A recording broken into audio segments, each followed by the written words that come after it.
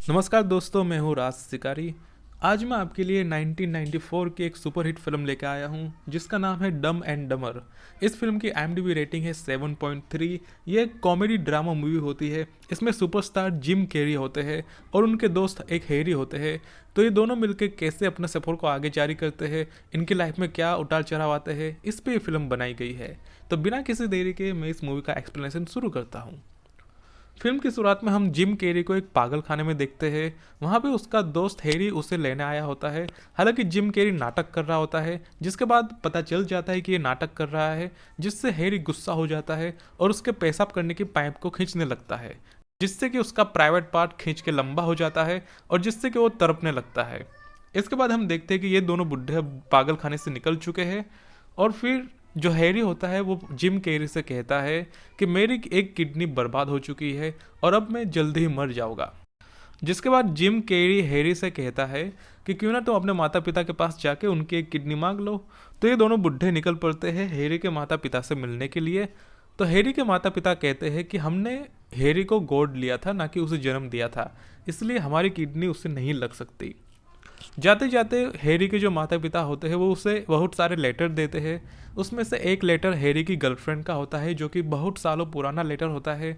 जब वो उसे खोल के देखता है तो उसे पता चलता है कि उसकी गर्लफ्रेंड बहुत सालों पहले प्रेग्नेंट थी और उसने एक बेटी को जन्म दिया था, यानी कि अभी उसकी बेटी जवान हो चुकी होगी। जिसके बाद ये अपनी बेटी को ढूंढने निकल पड़ते हैं। उन्हें अपनी गर्लफ्रेंड का घर मिलता है। उनकी गर्लफ्रेंड कहती है कि हाँ, मैंने एक बेटी को जन्म दिया था, मगर मैं उसे पाल के बड़ा नहीं कर सकती थी, इसलिए मैंने उसे अनाथ आश्रय में दे दिया था। जिसके बाद ये दोनों अपनी बेटी का पता निकालते हैं और वहाँ निकल जाते हैं। अगले सीन में हम हैरी की बेटी को देखते हैं, जो कि एक अमीर बिजनेसमैन के घर पे बड़ी हो रही होती है।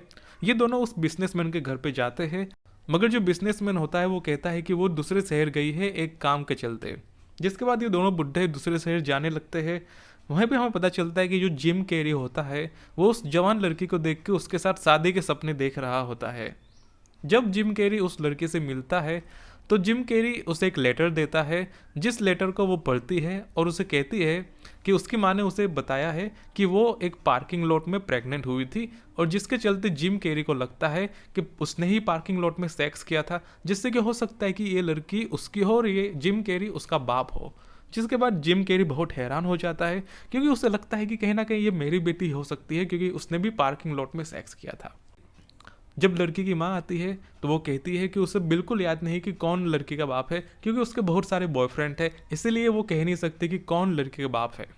जिसको सुनने के बाद जो हैरी होता है वो बहुत दुखी हो जाता है कि अब उसे एक भी किडनी नहीं मिल सकती।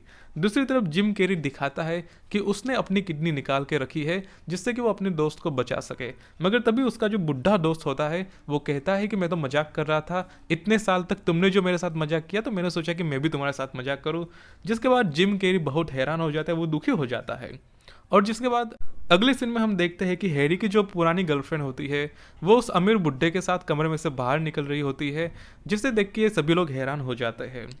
जिसके बाद हम देखते हैं कि जो लड़की होती है उसके असली दादा दादी उन्हें मिल जाते हैं, क्योंकि उनका जो बेटा होता है वो मरने से पहले प्रेग्नेंट करके गया था, जिसके चलते ये जो बेटी है वो उनकी पोती होती है। और फिर वो जो सीनियर कपल होता है वो अपने पोती को लेके चला जाता है वहाँ से। जिसके बाद ये दोनों बुढ़े अपनी पुरानी गर्लफ्रेंड से पूछते हैं कि हमने तो सेक्स किया था मगर फिर भी तुम प्रेग्नेंट कैसे नहीं हुई। तो जो उसकी पुरानी गर्लफ्रेंड होती है वो कहती है कि तुम लोगों को सेक्स करना आता ही कहाँ है, तुम लोग केवल उंगली करके और चूसने के बाद चले जाते थे, जबकि ऐसा करने से सेक्स होता है। ये सुन के ये दोनों बुढ़े पागल हो जाते हैं और वहाँ से भाग जाते हैं। आगे हम देखते हैं कि दोनों बुढ़े अब दुखी हो जाते हैं, कहते हैं कि बाकी सभी लोग तो वर्जिन नहीं है, केवल हम ही वर्जिन रह गए अपनी लाइफ में। वो सोचते हैं कि भाई अब जब हथियार चल ही नहीं रहा तो फिर सेक्स कैसे होगा। तभी इन्हें सामने दो लड़कियां दिखती है। ये लोग सोचते हैं कि अगर हमारा पीनस नहीं चल रहा तो कोई बात नहीं, हम उनके गोले से ही खेल के मजा ले लेंगे।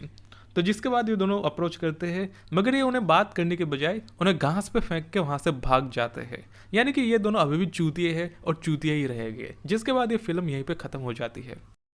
तो आशा करता हूँ कि आपको ये फिल्म अच्छी लगी होगी। आपको क्या अच्छा लगा आप नीचे कमेंट करके बता सकते हैं। और अगर आपको हमारी मेहनत अच्छी लगती है तो प्लीज़ आप सब्सक्राइब कर दीजिए, जो कि बिल्कुल फ्री है और उसके पैसे नहीं लगते। सो इट इज़ मी राज शिकारी साइनिंग ऑफ।